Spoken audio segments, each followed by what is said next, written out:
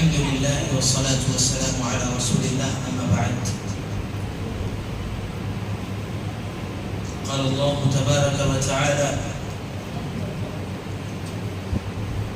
ويوم يعض الظالم على يديه يقول يا ليتني اتخذت مع الرسول سبيلا يا ويلتى ليتني لم أتخذ فلانا خليلا لقد أضلني عن الذكر بعد إذ جاءني وكان الشيطان للإنسان خذولا وقال الرسول يا رب إن قومي اتخذوا هذا القرآن مهجورا. سورۃ الفرقان کی آیت نمبر 27, 28 اور 29 میں اللہ تبارک و تعالیٰ نے ان لوگوں کے لیے بڑا اہم پیغام دیا ہے جو دنیاوی زندگی میں اپنے دوستوں کے بہکاوے میں آ جاتے ہیں اور دوستوں کو راضی رکھنے کے لیے، دوستوں کو خوش رکھنے کے لیے اللہ اور اس کے رسول صلی اللہ علیہ وسلم کی نافرمانی کر بیٹھتے ہیں. کتاب اللہ اور سنت رسول صلی اللہ علیہ وسلم سے دوری کو وہ لازم پکڑ لیتے ہیں، حالانکہ ان کے یہ دوست انہیں اللہ اور اس کے رسول سے دور کرنے والے ہوتے ہیں، انہیں خود غرضی میں مبتلا کرنے والے ہوتے ہیں، زندگی کے مقصد سے غافل کرنے والے ہوتے ہیں. اللہ تعالیٰ نے کہا کہ وَيَوْمَ يَعَضُّ الظَّالِمُ عَلَى يَدَيْهِ، یاد کرو اس دن کو کہ جب ظالم اپنے ہاتھوں کو کاٹ کاٹ کر کھائیں گے، کتریں گے اور کہیں گے اے کاش میں نے رسول کے راستے کو اپنا لیا ہو، یا لیتنی اتخذت مع الرسول سبیلا، اور کہیں گے کہ یا ویلتا لیتنی لم اتخذ فلانا خلیلا، اے کاش میں نے فلاں کو دوست نہ بنایا ہوتا. لقد اضلنی عن الذکر بعد اذ جاءنی، کیونکہ فلاں نے جسے میں نے دوست بنایا اس نے مجھے اللہ کے ذکر سے غافل کر دیا. اب ذرا سوچیں بھائی، ہم اپنے دوستوں یاروں کے لیے کیا کچھ نہیں کرتے. ہر ایک یہ چاہتا ہے کہ میرا دوست ہو کوئی نہ کوئی، میرے اپنے دوستوں کا ایک سرکل ہو، فرینڈ سرکل ہو، تاکہ کسی بھی مشکل گھڑی میں اپنے دوستوں سے مدد لے سکوں، ان سے میں سپورٹ لے سکوں، ان کو میں سہارا بنا سکوں.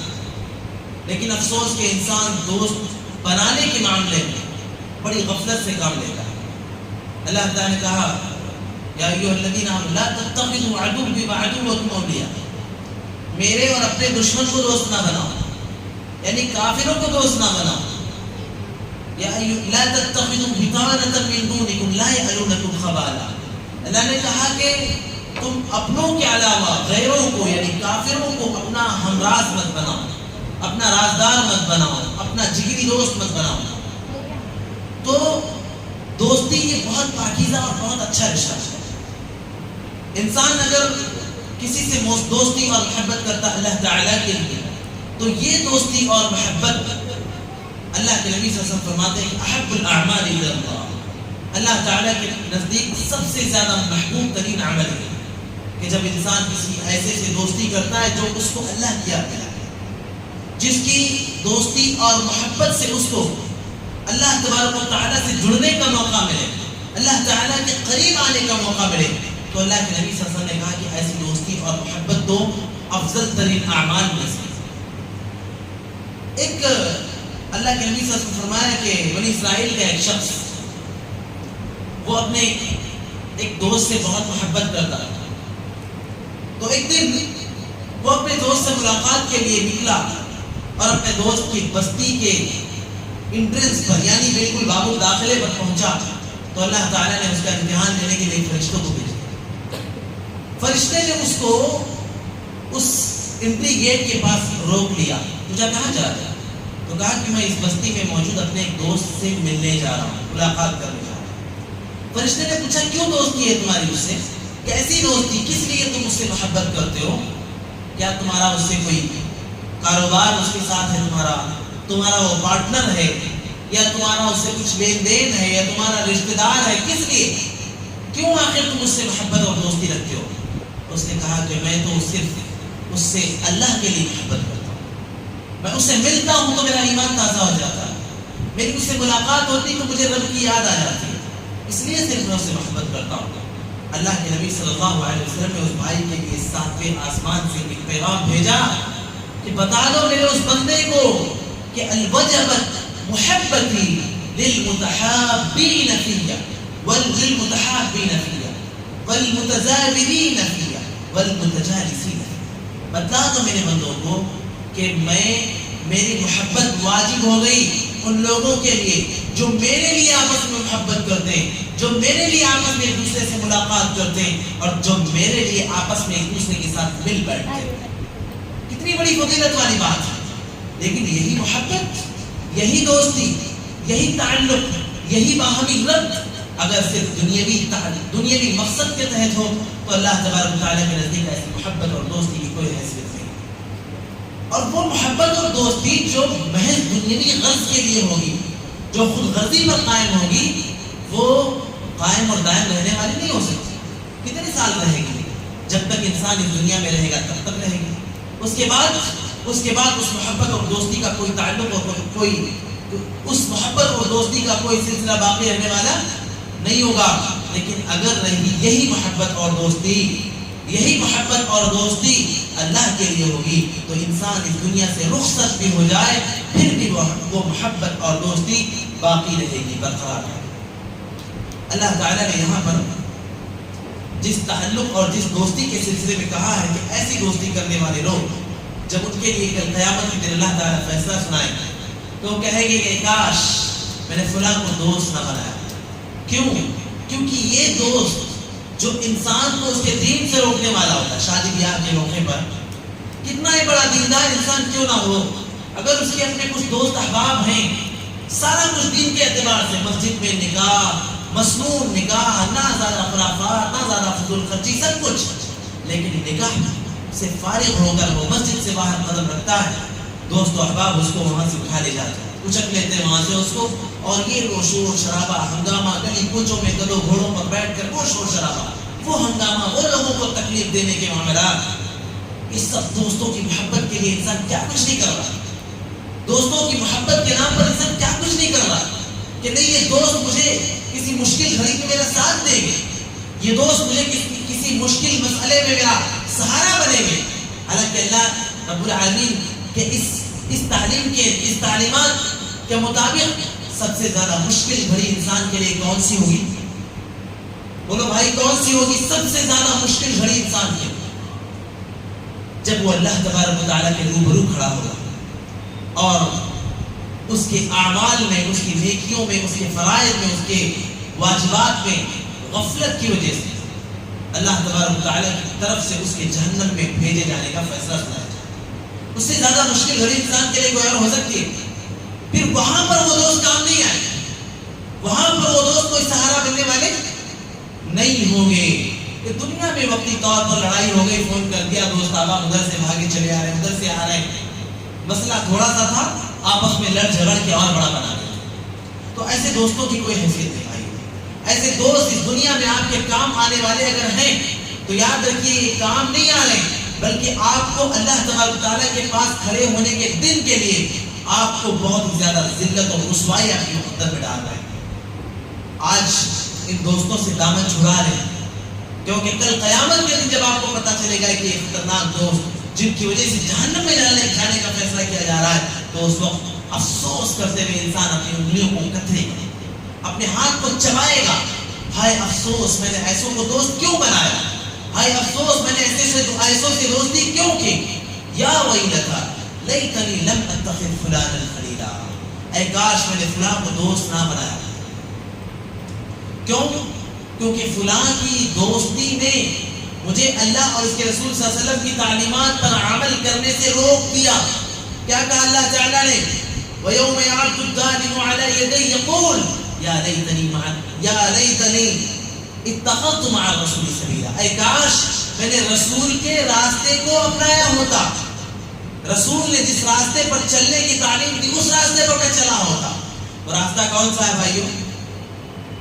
اللہ کے نبی صلی اللہ علیہ وسلم نے فرمایا ترکت فیکم امرین، دو چیزیں میں تمہیں چھوڑ کر جا رہا ہوں. لن تضلوا ما تمسکتم بہما کتاب اللہ و سنتی، تم جب تک ان دونوں چیزوں کو مضبوطی کے ساتھ تھامے رہو گے گمراہ نہیں ہو. لن تضلوا ما تمسکتم بہما، تو اللہ اور اس کے رسول کا راستہ یہ ہے، اللہ اس کے رسول کا راستہ یہ ہے کہ فَإِنْ آمَنُوا بِمِثْلِ مَا آمَنْتُمْ بِهِ فَقَدِ اهْتَدَوْا. صحابہ کرام کے جیسا ہمارا ایمان ہو، صحابہ کرام کے جیسا ہمارا عمل ہو. اللہ اس کے رسول کا راستہ یہ ہے. تو دوستوں کے چکر میں آ کر، دوستوں کی محبت میں آ کر، دوستوں کے تعلق کے چکر میں آ کر اللہ اس کے رسول کے راستے سے غفلت برتی، غفلت کا مظاہرہ کیا، نتیجہ یہ ہوگا کہ کل قیامت کے دن افسوس کرنا ہوگا. لیکن اس دن افسوس کرنے سے کوئی فائدہ ہونے والا نہیں ہے. آج کے دن اگر اصلاح نہ کی، آج کے دن اگر اپنے آپ کو نہیں بدلا، آج کے دن اگر اپنے اندر بدلاؤ نہیں لایا تو اللہ تعالیٰ سے ملنے کے دن افسوس کا کوئی نتیجہ، کوئی فائدہ، کوئی مطلب ہونے والا نہیں ہے.